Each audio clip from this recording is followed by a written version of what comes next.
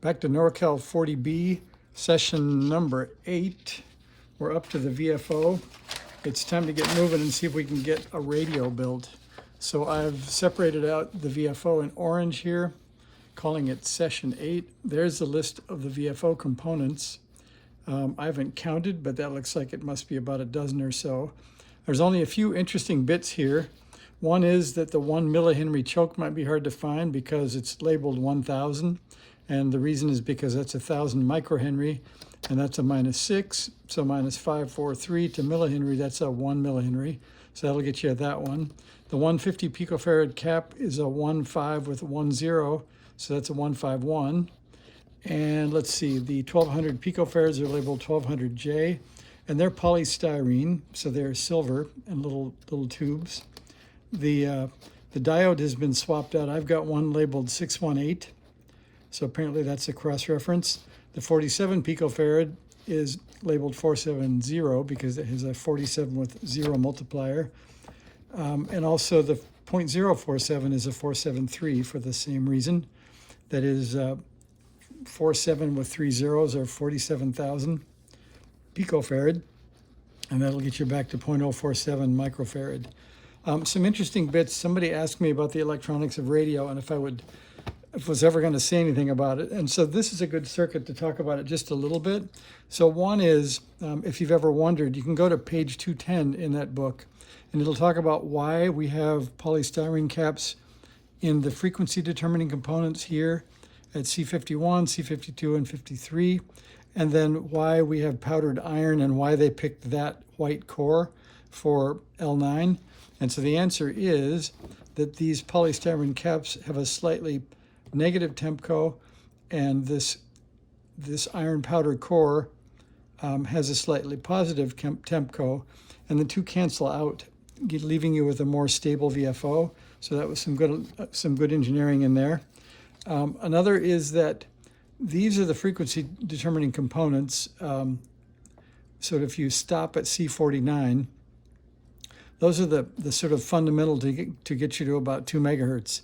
So this C49 is how we influence the tuning up and down with the voltage variable diode, or the varactor diode. So to the left is the voltage that sets the capacitance for this diode, and this capacitor determines how much influence the capacitance of that diode influences the frequency of the VFO. So a small or a tiny capacitor will make your tuning range really small, and a larger cap will make your radio tune a larger number of kilohertz in the turns of your VFO. In our case, we have a 10-turn pot. I'm going to leave it to start with at this 47 picofarad, but if we find that it'll only tune maybe 40 or 50 kilohertz, we may bump that up. We'll see. I don't know what it'll be yet. Also, if you're really interested at some point later, back in the days of the QRP Tech Forum, you can build the Norcal 40 for 80 meters. So there are, if you go look online, there are alternate components for the VFO and other parts of the radio to put you on a different band. So enough talking, we need to put things on the board. I'm going to just go down the list probably in order as I wrote them there. And we can see that we'll start with R20 at 4.7K. I've already separated things out here into this bucket. Those are VFO components. Also, I've already pre-wound our 63 turns on L9, and I use the pocket knife method. You can see these are pre-stripped, but not pre-tinned. So that'll get me going there. And that's another important piece is when you get to the VFO set capacitor, that would be this. That's an air variable cap. That's also a 50 picofarad cap, and that would be C50.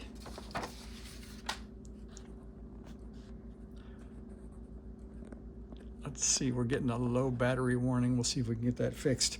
I think we're in good shape. Okay, I'm going to grab that 4.7K and put that in. We'll see if we can do these fairly quickly, and having them sorted out definitely helps. He says, as I don't see the 4.7K. Apparently, if you notice, has no pink dot, so I somehow didn't pull it out of the main bucket. So excuse me for a moment. I'll grab a 4.7K here, and we'll stick it in.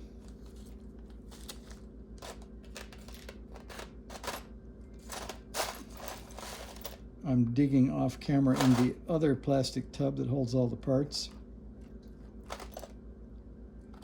And it looks like we're moving past we're moving past the 4.7K for right now. All right, we're gonna get the 473 cap out. That's this long one. It looks like that, and it should say 473 on it. And that is C54. The VFO is up in this general area, so that's where we're gonna find things. I suppose it might be easier for all of us if I turn that around just temporarily. I think I can grab onto that edge without squeezing anybody there. There we go. All right, back to looking for C53. And when I start to not be able to find something, the first thing I'll do is look on the schematic and see where it is, so I can see what part it's near. And it is near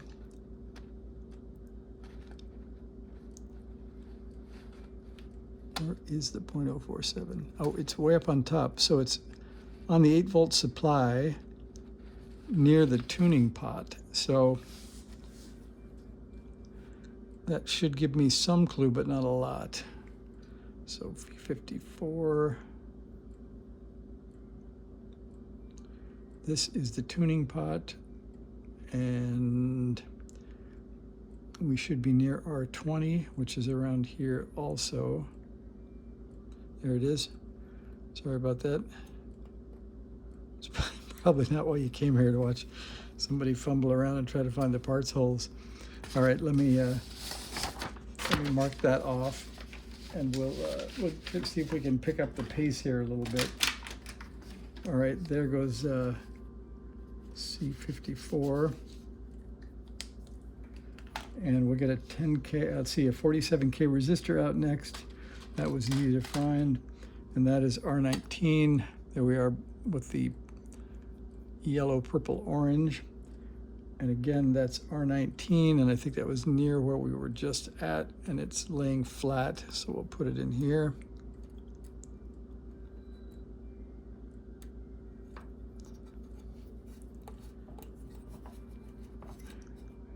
And people did actually say that I should do this without stopping or without skipping anything. They said, show us everything. So if this is too much for you, you can just skip ahead until we see a few more parts on the board.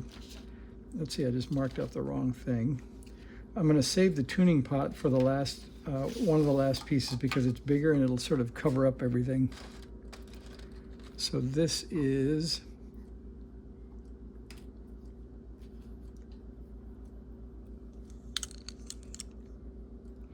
that is a 470, so that will be C49 and C49. There's 54.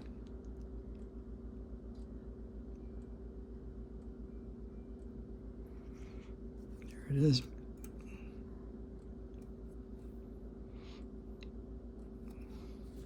What we need is a live stream so you guys can yell at me. It's down in the corner. And marking that off. And the D8, so that's an interesting part. That's the only two-leaded thing in the kit that looks like a transistor. So that is this. So you can see mine says 618 on it. That's the only marking I see, but it's the only voltage variable looking diode I have. And you can see they have a bit of a unique shape, flat on the front and two bevels on the back. And that's how all the others look. So I'm just assuming that is our replacement. And that is D8, and it goes somewhere near that 47 picofarad we just did. And you can see on the board, I'll zoom for you, they even put that shape so you can see the beveled sides. And we're going to put that in just like that.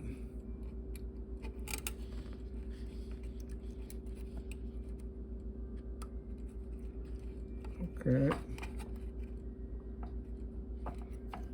I had a little movement here. I'll tighten that up.